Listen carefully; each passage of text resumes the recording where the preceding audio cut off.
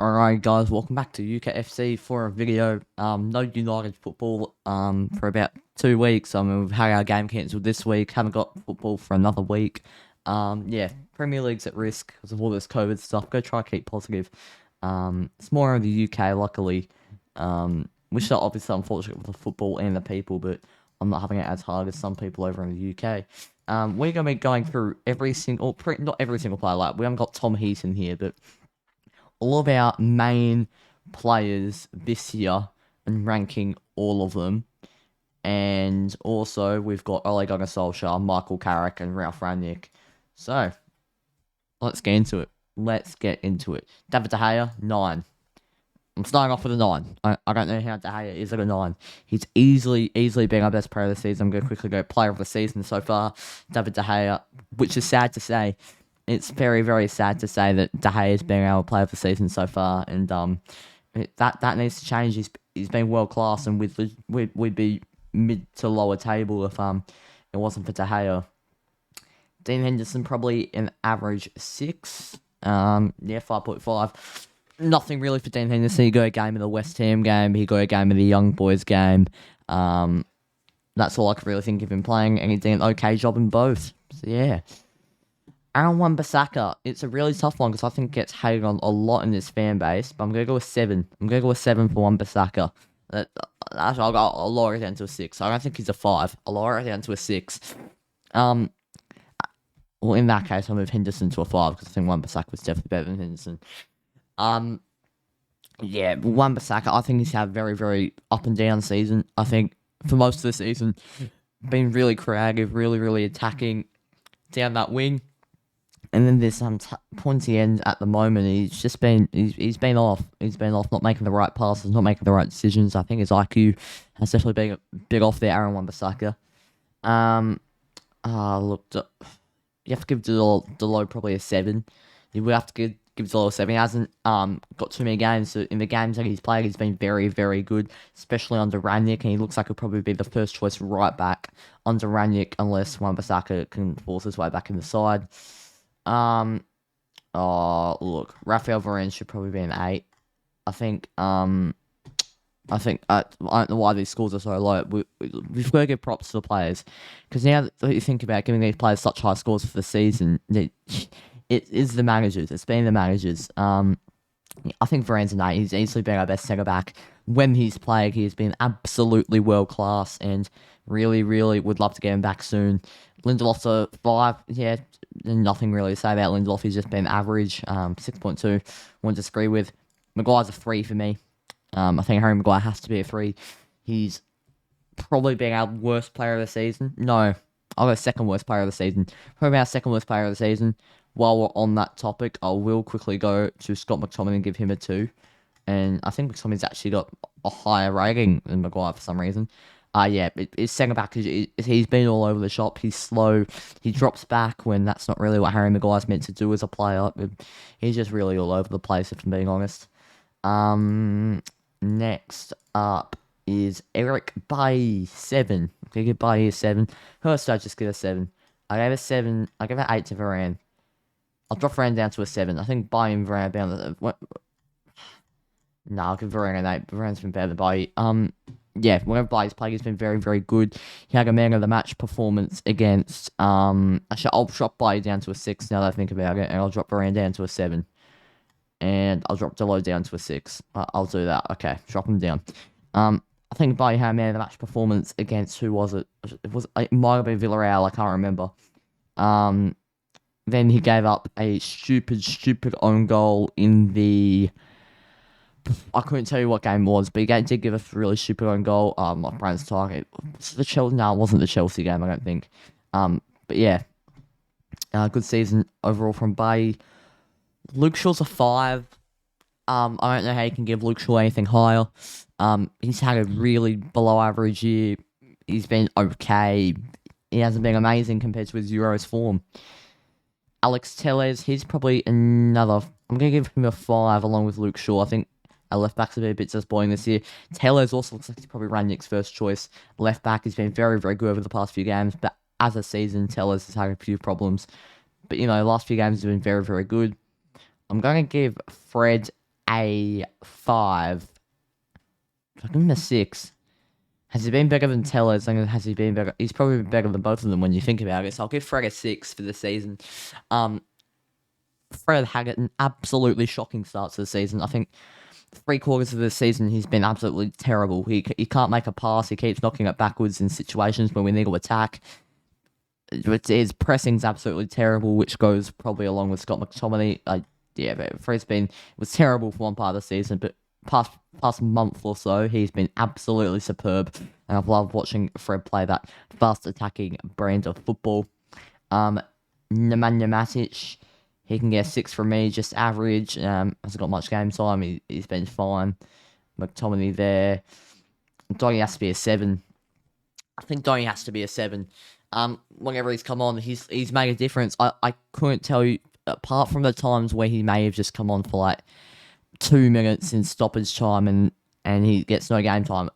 Whenever we brought him on for a 30-40 minute stint in the second half, whenever he's played a full game, he's been so good. His pressing's very good. His passing's very good. His leadership's on the field is even really good. I think Donny van de Beek's been superb this season.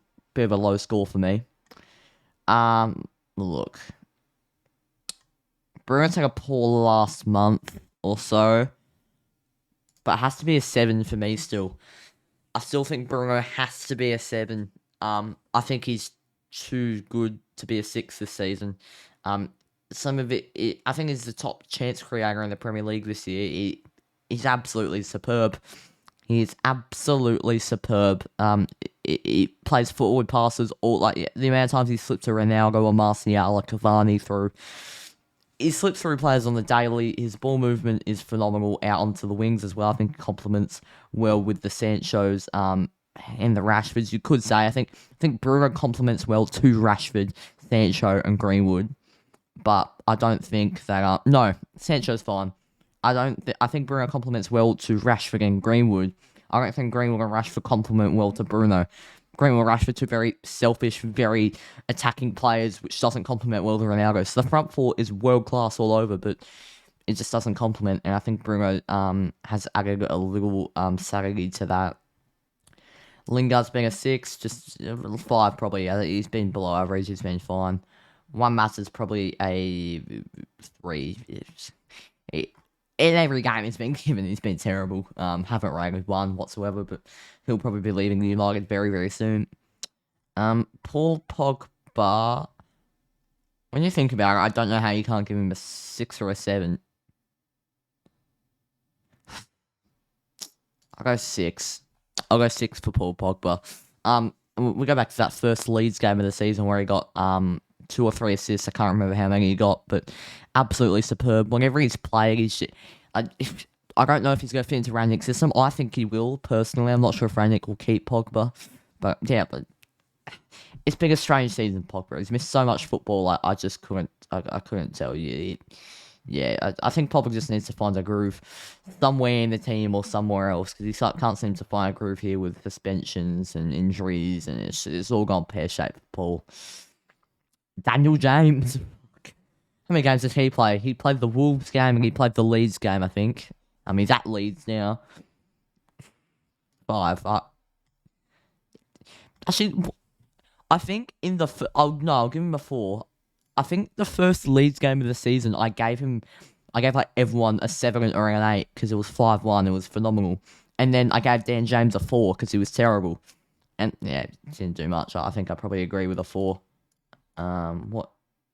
What's happened here then? What has happened here? Jaden Sancho. Average 6, above average. He hasn't been given enough game time on that first bit of the season where we needed that attacking, attacking creative winger, and Ollie wasn't playing him. Sancho's been very, very good. When he's got game time, it took a while to settle into the team at the start of the season, but I think he's well and truly settled, and he's making a difference now. Ahmad's a 5. I can't really say much about Ahmad. He's barely played. Marcus Rashford's a 4 for me. He's very... I'll give Greenwood I'll give Greenwood a 5. I think he's been better than Rashford, but I think Greenwood's start to the season was absolutely phenomenal. I think he's just going a lack of game time has reduced his confidence, and that's more on the coaches. But lack of game time has reduced his confidence. He doesn't know what to do, so he just shoots. He shoots way too much. It's same with Rashford. He's had lack of game time, and it's just. Particularly in the first end of the season because he had an injury, like you can't do anything about that. But when he's come back, the confidence looks gone to make a creative ball on the inside, and he just can't. He can't seem to make anything happen in that front four, and he just shoots all the time, and most of the time they're absolute shit. I'll give Lingard a 6. Actually, I think he's been quite good whenever he's come on. Martial 5. Yeah, he's been okay. I'll give Cavani a 7, actually. I'm going to give Cavani a 7. Whatever he plays, his work rate is the best in the team by such a long way. He outmatches everyone running. He's 35 years old. He works so hard to get in the right positions. Like, if a ball is going to the corner flag, a team's just trying to put it out for a goal kick. Cavani is sprinting from the other side of the halfway mark all the way to the corner flag. He's fucking ridiculous. The body is wild, Cavani's. Ronaldo's either a 6 or a 7 for me. I think you have to give him a 7. You can't give him a 6, actually. I think a 7 is probably fair enough for Cristiano Ronaldo. He's won us the game a few times. That's not bad. Hasn't really found his groove in the system, but I don't think Ronaldo ever will find his groove in the system, even with Rangnick. He's just not a player that suits how Manchester United as a whole like to play, not just as the coaches. Yeah, I don't think for a 36-year-old Ronaldo will really do anything. Left winger 2007 prime Ronaldo would do stuff, but yeah, I don't think a striker 36-year-old will do too much in the system. I think he's just there to score the big goals, and that's what he does. He scores goals. That's what he's there for. Ollie's a 1. No, you have to give him a 2, actually. I'm not disagreeing with that. 2. Start off the season with 5-1. Had a couple of good draws, had a couple of good wins. Apart from that, useless, and didn't have a game style whatsoever. Shit season from Ollie. All the best. Absolute United legends. Yeah, all the best to Solskjaer, but definitely not the right man for the United job. Michael Carrick, probably a... Carrick's the toughest one because are we rating him as a coach or a manager? Assistant coach, he's 2, 3 in the same boat as Ollie. But if we're talking as a manager, 7. Undefeated. Got a draw against Chelsea. What other results did he pick up? I'm going to quickly have a look here at that time period. So he picked up the draw against Chelsea. You guys probably can't see. You might be able to see a bit of it. Where's the Chelsea? Chelsea's at. Yeah, this was his first game. Won 2-0 against Villarreal. Picked up a draw against Chelsea. Won 3-2 against Arsenal. 2 wins and a draw. Like, what else do you want from Carrick? That's a 7 from me. And then Rangnick came in 1-0, 1-1, 1-0. There we go. Then we've got the run of Newcastle, Burnley, Wolves, Villa. Maybe winning these games. And West Ham, Burnley, Southampton, Leeds. Come on. And then we go into that tough run with Atletico Madrid, Watford, Man City, Tottenham, Atletico Madrid, Liverpool, Leicester. That gets a bit demanding on the body. Yeah, Carrick's a 7. And Rangnick's a 6. Yeah, I can't say much about Rangnick. He's had 3 games. One of the games I thought was probably our best game of the season, apart from the Leeds game, which is definitely our best game of the season. I think tactically and watching us play, the Crystal Palace game was phenomenal, and I loved watching us play. In fact, I'll give him a 7 just for that optimism and development for the future. Clearing out coaching, bringing his own coaching in, having principles for the club. It's more than being a manager on the pitch, it's being a manager on and off the pitch. So, you know, Rangnick's been absolutely class. I think De Gea will be like 90%, I assume. De Gea is 71%, your player of the season. Yeah, I don't really know what else to say about that. De Gea player of the season. Can't wait for the rest of the United season. Hopefully it doesn't get postponed. Next United game, I'll be streaming it. Hopefully, I pray Newcastle. Let's hope it doesn't get postponed. Thank you for watching. Have a good one, and I'll see you later.